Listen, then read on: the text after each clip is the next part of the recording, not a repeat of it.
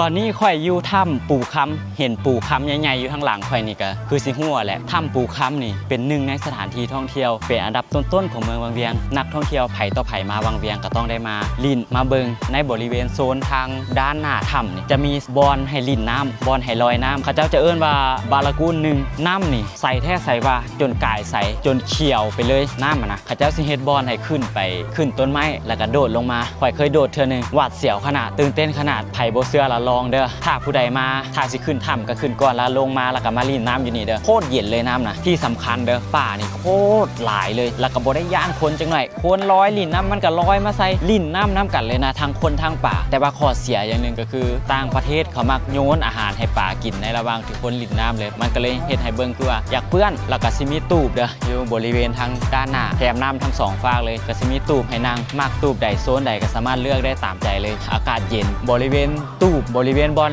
ลินน้ำนี่พอดีโฮมเลยแสงแดดซองมากอะถึงเป็นบางส่วนบ่ได้ฮ้อนเพราะว่ามันอยู่ก้องภูเลยนะก้องภูตัวสิขึ้นไปเบิ่งถ้ำนะมันก็บังแสงแดดให้เบิ่เลยแล้วก็โฮมซุ่มซื่นเย็นไปเลยบวกกับความเย็นของน้ำอีกมันก็เย็นไปในตัวเลยนะที่ลินอยู่โซนด้านหน้าถ้ำนี่ก็ได้มานั่งลินซ้ำนี่ก็ผ่อนคลายละเมื่อยกับเซาเมื่อยอารมณ์กับเบิกบานม่วนซื่นไปสู้เวียกต่อได้สบายเลยแนะนำเลยเด้อมาวันเสาร์วันอาทิตย์นี่มาเป็นครอบครัวก็ได้มาแบบเป็นแก๊งเป็นหมู่เป็นคู่ก็ได้หรือว่าสิมาแบบคู่หาแฟนกันมาผัวเมียมากับเหมาะสมคือกันถ้ำปูคำนี่สิมีคนออกคนเข่าตลอดคนหลายเด้อโดยเฉพาะนักท่องเที่ยวต่างประเทศนี่พัดเปลี่ยนหมุนเวียนกันออกเข่าอยู่ตลอดเวลาเลยคนหลายขนาดใครมาคนเดียวนี่บ่ต้องเหงาเบิ่งผู้สาวเบิ่งผู้บ่าวต่างประเทศลิ่นน้ำได้เลยบางคนต่างประเทศเขาเจ้าก็มาคนเดียวมาแบบสดๆแบ็คแพคเกอร์เขาเจ้ามานะอาหารก็มีหลายอย่างมี 3-4 ห้านพุ่นแหละมักห้านใดก็เลือกเอาได้ตามใจเลยห้องน้ำแมนเข้าฟรีกาฝากไว้เด้อสำหรับไผ่ที่ยังบ่ทันเคยมาจากเทื่อหรือว่า